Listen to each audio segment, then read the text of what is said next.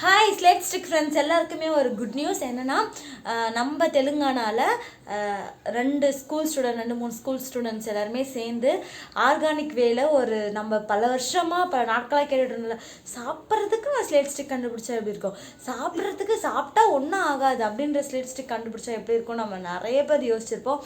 அந்த வகையில் ஆர்கானிக் வேல அரிசி மாவு, விளக்கெண்ணெய், அதுக்கப்புறம் எலுமிச்சம்பழம் இதெல்லாம் சேர்த்து ஒரு சாக் பீஸ் கண்டுபிடிச்சிருக்காங்க. அது சன் நியூஸில் போட்டிருக்காங்க. இன்றைக்கி 8ஆம் தேதி ஜனவரி 2021 போட்டிருக்காங்க.